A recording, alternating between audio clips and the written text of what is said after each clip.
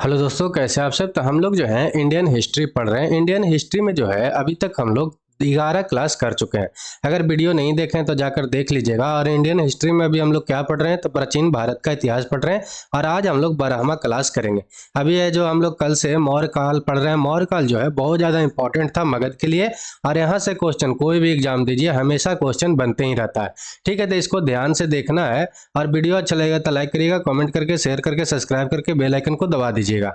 ठीक है, ताकि नोटिफिकेशन आपका टाइम टू टाइम पहुंचता रहेगा। अगर इसका पीडीएफ चाहिए तो क्या करिएगा कि टेलीग्राम का लिंक दिया होता है, कहाँ पे, डिस्क्रिप्शन में।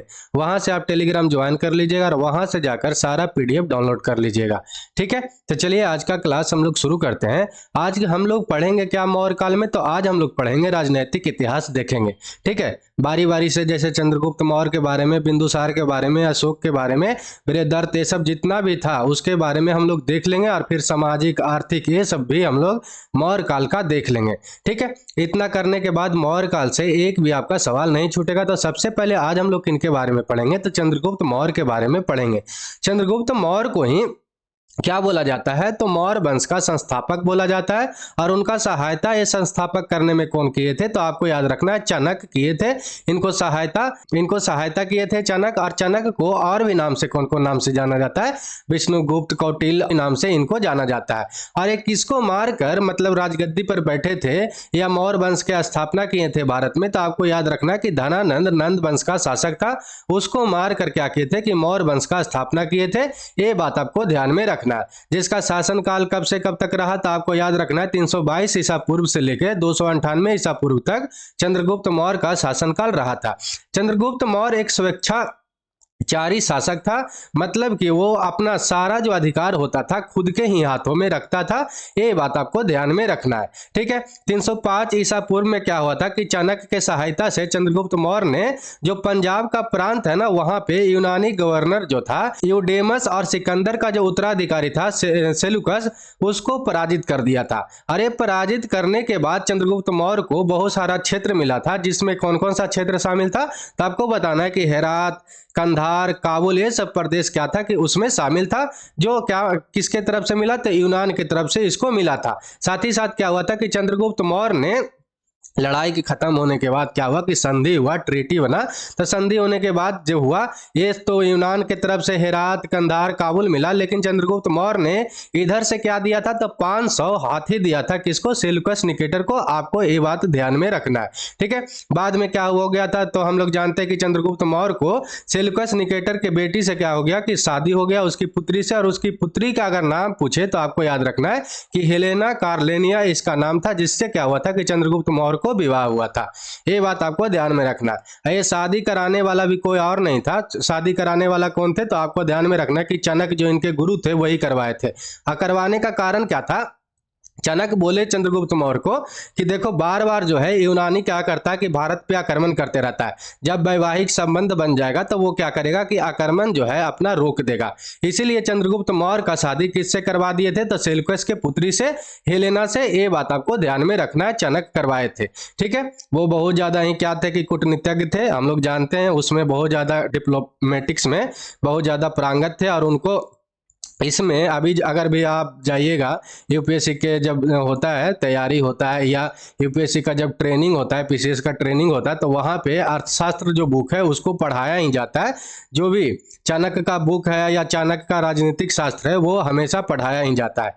ठीक है, आगे हम लोग देखते हैं। तो क्या है कि सेल्यूकस ने क्या किए थे कि ये अपना एक राजदूत को भेजे थे। उनका नाम क्या था, तो मेगास्थनीज था। वो अपना दूत बनाकर किसके दरबार में भेजे, तो चंद्रगुप्त मौर्य के दरबार में भेजे। और वो यहाँ पर आकर क्या किए थे, तो एक इंडिका नामक बुक लिखे थे। अभी हम लोग मेगास्थनीज के बारे में देखेंगे, तो यहाँ से हम लोग मेगास्थनीज के बारे में डिटेल्स में देख लेंगे। ये बात आपको ध्यान में रखना है। तो सबसे पहले आपको याद रखना है क्या कि मेगास्थनीज एक बुक लिखे थे, जिसका नाम क्या था, तो इंडिका नाम था। अभी हम लोग पढ़ेंगे इंडिका के भी बारे में थोड़ा। ठीक है, तो और भी एक याद रखना है साथ ही साथ क्या कि चंद्रगुप्त मौर्य को अन्य नाम से भी जाना जाता है। ये कभी कभी पूछ लेता है, इधर आपको दे देगा चंद्रगुप्त मौर्य के नाम और इधर दे देगा कि किसके द्वारा क्या बोला गया था। तो सेंड्रोकोटस बोला गया था किसके द्वारा, तो अस्टेरो एरियन और जस्टिन के जो ग्रंथ है उसमें क्या बोला गया चंद्रगुप्त मौर्य को, तो सेंड्रोकोटस बोला गया है। ठीक है, ये बात आपको ध्यान में रखना है। एंड्रोकोटस जो है प्लूटार्क के द्वारा बोला गया है। और चंद्रगुप्त हम लोग देखे थे कल कि जूनागढ़ अभिलेख में इनका जो नाम है चंद्रगुप्त लिखा हुआ है, जो जहां से क्या मिलता है हम लोग को, तो जूनागढ़ अभिलेख में हम लोग देखे थे कि सुदर्शन झील जो बनाया गया था चंद्रगुप्त मौर्य के ही शासनकाल में बनाया गया था, वो वहां से क्या मिलता है कि साक्ष्य मिलता है। ये बात आपको ध्यान में रखना है। तो इतना आपका नाम याद रखना है चंद्रगुप्त मौर्य का, जो अन्य नाम से पुकारा जाता था वो। ठीक है, आगे हम लोग देखते हैं तो क्या कि चंद्रगुप्त मौर्य ने अपने शासनकाल में क्या किए थे कि स्थूलभद्र के नेतृत्व में पाटलिपुत्र में प्रथम जैन संगीति का आयोजन करवाए थे। ये बात आपको ध्यान में रखना है। ठीक है, बार बार पूछते रहता है कि किसके शासनकाल में प्रथम जैन संगीति हुआ था। ठीक, तो आपको याद रखना है कि चंद्रगुप्त मौर्य के शासनकाल में हुआ था और उसके अध्यक्ष कौन थे, स्थूलभद्र थे। ये बात आपको ध्यान में रखना है। ठीक है, जब जीवन का इनका अंतिम समय था तो ये क्या किए थे कि चंद्रगुप्त मौर्य जो थे अपने जैन सन्यासी भद्रबाहु के साथ कहाँ चले गए थे, श्रवणबेलगोला। ये श्रवणबेलगोला कहाँ पे है, तो मैसूर कर्नाटक में है। और वहां जाकर उसने चंद्रगिरी जो पहाड़ी है वहां पे एक चंद्रगुप्त बस्ती बसाया। और बाद में क्या किए थे कि सलेखना पद्धति होता है जैन जो धर्म है उसमें, जैन धर्म में एक सलेखना पद्धति होता है, उसके अनुसार से क्या किए थे, अपना प्राण को त्याग दिए थे। सलेखना पद्धति में क्या होता है कि जब सलेखना पद्धति को आप अपनाइएगा या हम अपनाएंगे तो उसमें क्या करना होता है कि भोजन और पानी ये सब छोड़ देना पड़ता है और धीरे धीरे अपना जीवन को क्या करना पड़ता है कि त्याग देना पड़ता है। तो वही ये पद्धति से क्या किए थे कि सलेखना पद्धति से चंद्रगुप्त मौर्य जो थे अपना प्राण त्यागे थे। कहां पे, तो कर्नाटक में। ये बात आपको ध्यान में रखना है। ठीक है, अब हम लोग देख लेते हैं मेगास्थनीज के बारे में। मेगास्थनीज के बारे में हमेशा क्वेश्चन बनाते रहता है। अब क्या करता है कि बीच बीच से भी मेगास्थनीज का क्वेश्चन बना लेता है। तो सबसे पहले आपसे पूछता है कि मेगास्थनीज था कौन, तो आपको बताना है कि एक सेल्यूकस निकेटर का राजदूत था। ये बात आपको ध्यान में रखना है। और सेल्यूकस निकेटर कौन था, तो सिकंदर का क्या था कि उत्तराधिकारी था। ठीक है, सेल्यूकस निकेटर के राजदूत जब मेगास्थनीज भारत आया तो ये 7 वर्षों तक चंद्रगुप्त मौर्य के दरबार में रहा था और इसने अपना एक बुक लिखा था इंडिका, जिसका सारा उदाहरण जो है एरियन, डायडोरस, एस्टेरो, ये सब जो अपना बुक लिखा था, अपना लेख लिखा था, उसी को क्या किया था कि दोहराया था बार बार। किसके बारे में, तो चंद्रगुप्त मौर्य के बारे में। ये बात आपको ध्यान में रखना है। उद्धृत के मतलब होता है दोहराना, ये आपको याद रखना है। जो ये सब कौन था, एस्टेरो, एरियन, ये सब था कौन, तो एरियन ये सब कौन था, तो आपको याद रखना है कि यूनान का भी लेखक था। ये भी आपको ध्यान में रखना है। ठीक है, आपको याद रखना है कि जो मेगास्थनीज है, मेगास्थनीज ने पाटलिपुत्र, जिसको अभी हम लोग पटना के नाम से जानते हैं, उसको एक किस नाम से बोला था, तो पॉलिम्बोर्था का नाम दिया था। ये बात आपको ध्यान में रखना है। मेगास्थनीज के अनुसार से क्या था कि भारतीय जो समाज था 7 वर्गों में क्या था कि डिवाइडेड था। ठीक है, और 7 वर्ग कौन कौन सा था, तो कृषक था, शिकारी था, मंत्री था, दार्शनिक था, निरीक्षक था, व्यापारी था, योद्धा था। ये बात आपको ध्यान में रखना है। तो आपसे पूछ सकता है कि मेगास्थनीज के अनुसार भारतीय जो समाज था कितने वर्गों में विभाजित था, तो आपको बताना है कि 7 भागों में विभाजित था। और कौन कौन था, तो कृषक, शिकारी, मंत्री, दार्शनिक, निरीक्षक, व्यापारी, योद्धा। ठीक है, इसके अनुसार जो था मेगास्थनीज के अनुसार भारतीय जो थे शिव और कृष्ण, ये दोनों भगवान को क्या करते थे कि पूजा करते थे।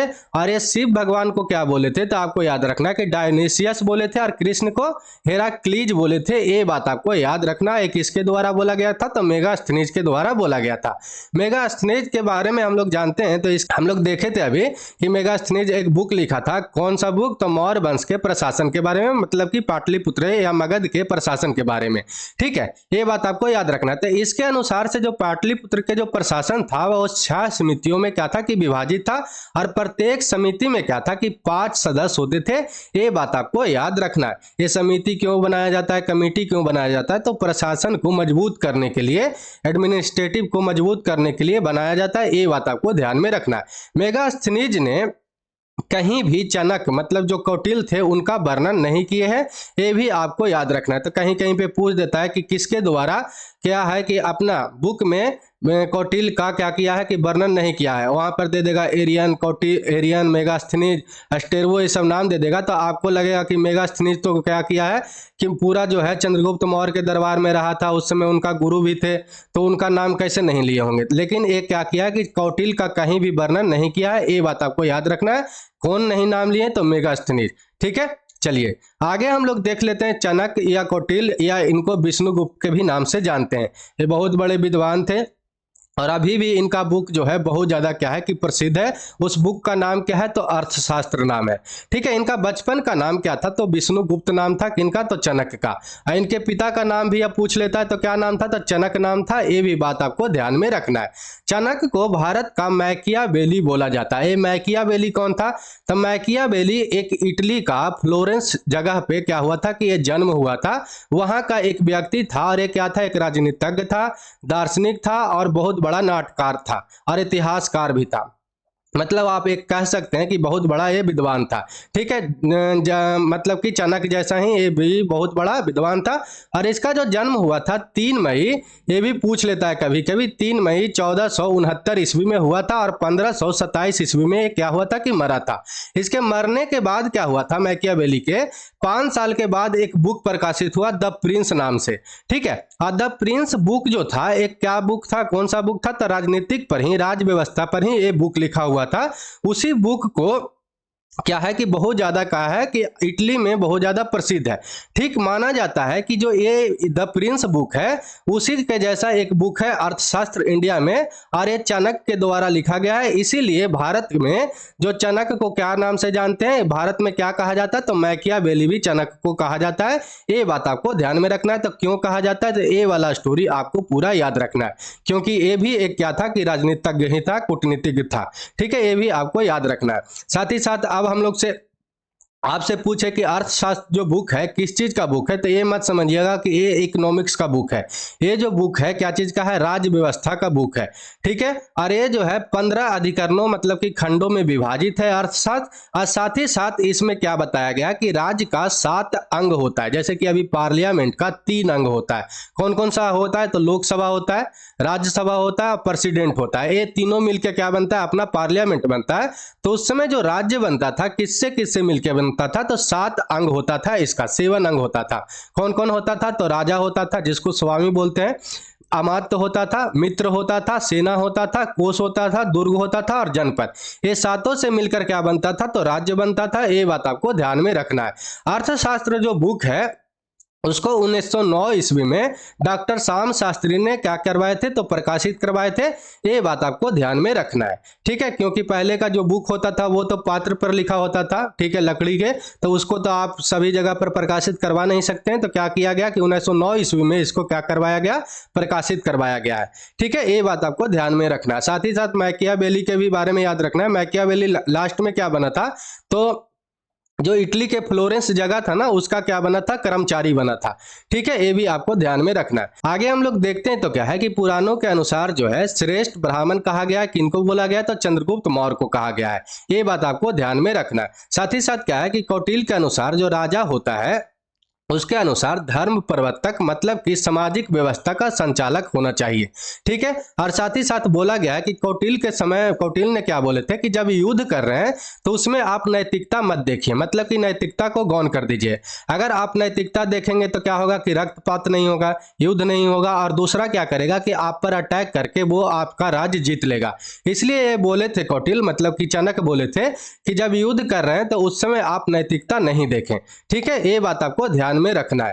ठीक, आगे हम लोग देखते हैं बिंदुसार के बारे में। बिंदुसार भी बहुत बड़ा योग एक राजा थे, और इसमें सबसे महान राजा कौन थे, तो अशोक थे, जो इनके बाद आए थे। ठीक है, ये बात आपको ध्यान में रखना है। तो आपको याद रखना है कि बिंदुसार का अगर पूछ ले कि समय कब से कब तक था, मतलब कि कब से कब तक ये राज्य किए थे मौर्य वंश में, तो आपको याद रखना कि 298 ईसा पूर्व से लेकर कब तक, 273 ईसा पूर्व तक ये शासनकाल में रहे थे। चंद्रगुप्त मौर्य के मृत्यु के बाद क्या हुआ कि उनका जो पुत्र था बिंदुसार, वो क्या किए कि मौर्य वंश के राजगद्दी पे बैठे, और इनको अमित घात के भी नाम से जाना जाता है। और अमित घात अर्थ क्या होता है अगर पूछे मित्रघात का अर्थ क्या होता है? शत्रुओं का नाश करने वाला होता है। ये बात आपको ध्यान में रखना है। ठीक है, आगे हम लोग देखते हैं तो क्या है कि ये आजीवक संप्रदाय के अनुयायी थे। कभी कभी हमेशा आप सुनते रहते हैं कि आजीवक संप्रदाय, आजीवक संप्रदाय।